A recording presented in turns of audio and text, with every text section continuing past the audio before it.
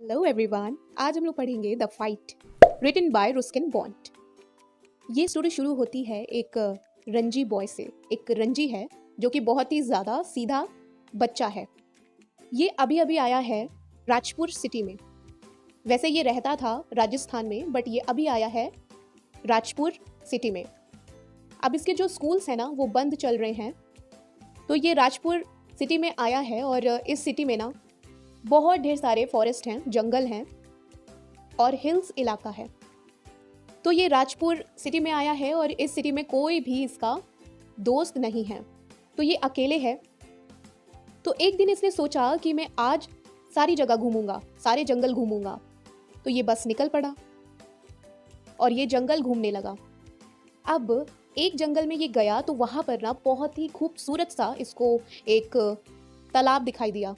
उस तालाब में बहुत ही अच्छा पानी था, एकदम साफ सुथरा, और वो पानी बहुत ही ज़्यादा चमक रहा था और सूरज की रोशनी उस पानी के ऊपर पड़ रही थी। और उस तालाब के आसपास जितने भी पत्थर थे, रॉक्स थे, वो भी बहुत ही ज़्यादा साफ सुथरे थे। और आसपास जितने भी पेड़ थे वो बहुत ही ज़्यादा खूबसूरत थे, वो भी नीट एंड क्लीन थे। तो ये रंजी सोचता है कि राजस्थान में जहाँ मैं रहता हूँ वहाँ पर ना जितने भी तालाब हैं वो इतने साफ नहीं हैं। उसके अंदर मर्ड है, मतलब उसके अंदर इतनी मिट्टी है कि वो जो पानी है ना वो बहुत ही ज़्यादा गंदा दिखता है और उसमें कोई भी जाकर नहा नहीं सकता और कोई भी खेल नहीं सकता। वहाँ का पानी बहुत ही ज़्यादा डर्टी है, क्लीन नहीं है।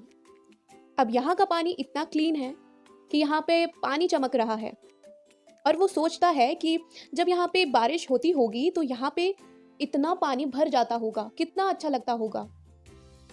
अभी तो समर का दिन चल रहा है, तो वो सोचता है कि यहाँ पे जब बारिश होती होगी तो ये तालाब कभी भी नहीं सूखता होगा, पानी उल्टा और भर जाता होगा।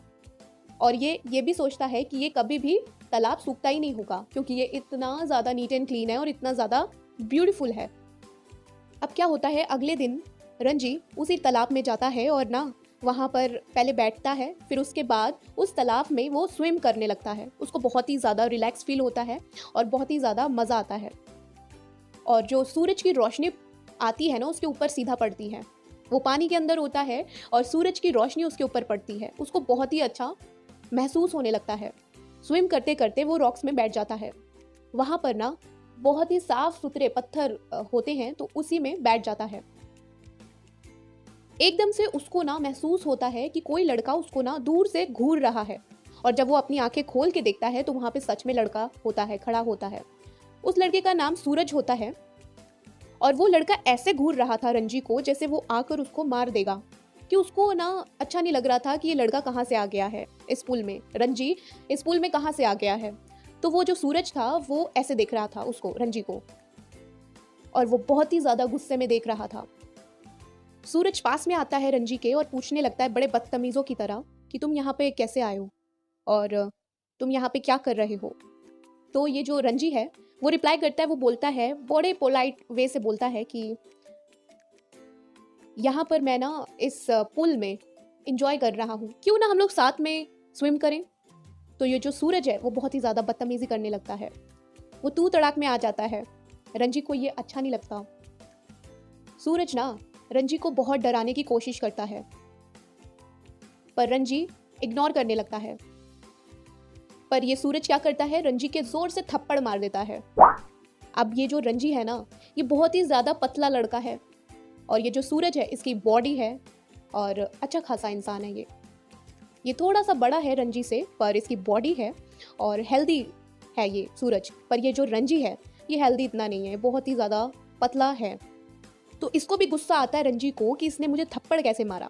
तो रंजी भी उसके जोर से मुक्का मारता है, पर जो रंजी का मुक्का होता है उसका जो मुक्का हड्डियों वाला होता है, तो इतना नहीं उसके लगता सूरज के। यहीं से उन दोनों की फाइट शुरू हो जाती है। दोनों आपस में बहुत ही ज़्यादा फाइटिंग करते हैं। फाइट करते करते करते करते वो उसी पुल में गिर जाते हैं और दोनों गिव अप नहीं करते। 5 मिनट के बाद दोनों थक जाते हैं।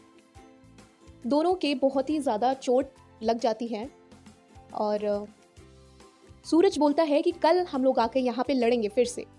अगर तुम में दम है ना तो तुम आओगे और मेरे से लड़ोगे, मैं तुम्हें चैलेंज करता हूँ। ये चैलेंज देकर सूरज चला जाता है और रंजी भी अपने घर में वापस आ जाता है। अब ये रंजी जब अपने घर में आता है तो उसको डर लगता है कि मेरी मम्मी अगर मुझे देख लेंगी कि मैं कहीं से लड़ के आया हूँ, क्योंकि उसके बॉडी में ना बहुत ढेर सारी चोटें लगी होती हैं। उसके पैर भी कटे होते हैं और उसका फेस भी नीला पड़ा होता है। तो उसको इस बात का डर लगता है कि मेरी अब मम्मी ना मुझे बहुत डांटेंगी अगर उनको पता चला कि मैं बाहर से लड़ के आया हूँ। अब जब वो घर पहुंचता है रंजी, तो यही होता है। उसकी मदर को पता चल जाता है उसके फेस से कि ये कहीं से लड़ के आया है। उसकी मदर ना रंजी को खूब ढेर सारा डांटती हैं और बोलती हैं कि तुम खबरदार अगर बाहर गए तो। अब रंजी ना शाम को बहाने से बाजार चला जाता है। अब वहाँ पर ये जलेबी खाता है और साथ में ये लेमन जूस भी पीता है।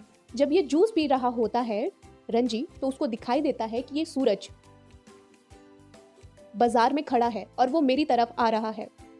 रंजी सोचता है कि अगर ये मेरी तरफ आएगा ना तो मैं ये जूस उसके मुंह में फेंक दूंगा। जब वो सूरज धीरे धीरे उसके पास आता है, सामने आता है, तो रंजी ना यही सोचता है कि मैं लेमनेड इसके मुंह में फेंकूंगा, बट वो अपना प्लान चेंज कर देता है, वो नहीं फेंकता। अब दोनों जन ना इग्नोर करके फिर से अपने अपने घर चले जाते हैं। अगले दिन क्या होता है, रंजी का बिल्कुल मन नहीं करता पुल में जाने का। फिर वो सोचता है कि वो जो लड़का है ना मेरे बारे में सोचेगा कि मैं बहुत ही ज़्यादा कमज़ोर हूँ, पर मैं हार नहीं मान सकता। तो वो जाता है, रंजी जाता है, उस पुल में जाता है। अब ये रंजी दूसरी जगह है और सूरज दूसरी जगह में बैठा हुआ है। पुल एक ही है पर थोड़ा सा डिस्टेंस है। तो सूरज कस के चिल्लाता है कि तुम ना स्विम करके मेरी तरफ आओ। तो रंजी बोलता है मैं क्यों आऊं, तुम स्विम करके मेरी तरफ आओ। तो सूरज उसका मजाक उड़ाता है रंजी का। वो बोलता है हाँ तुम तो आ नहीं पाओगे क्योंकि तुम तो हो ही सूखी हड्डी। ये बात रंजी को अच्छी नहीं लगती। वो पानी में छलांग मारता है और वो इतनी अच्छी तरीके से स्विम करके उसके पास चला जाता है। और ये देखकर सूरज बहुत ही ज़्यादा हैरान हो जाता है कि मतलब इसको इतना अच्छा स्विम करना आता है कि ये इतनी जल्दी मेरे पास आ गया। तो सूरज बोलता है कि क्या तुम मुझे स्विम करना सिखाओगे, तुम बहुत ही अच्छा स्विम करते हो। सूरज उसका नाम पूछता है, आपस में दोनों नाम पूछते हैं कि तुम्हारा नाम क्या है, तुम्हारा नाम क्या है। दोनों के बीच में फ्रेंडशिप हो जाती है और रंजी ना उसको एक्सप्लेन करने लगता है कि जब हम लोग स्विम करते हैं तो उसके रूल्स रेगुलेशन ये है, ऐसा होता है, वैसा होता है, ऐसा होता है। तो दोनों के बीच में ना फ्रेंडशिप हो जाती है। रंजी सूरज से बोलता है कि अच्छा ठीक है, तुम ना पानी में स्विम करके मुझे दिखाओ। तो जब सूरज छलांग मारता है ना तो वो सारा पानी बाहर को ऐसे छिटे आते हैं और बहुत ढेर सारा आवाज़ सुनाई देता है।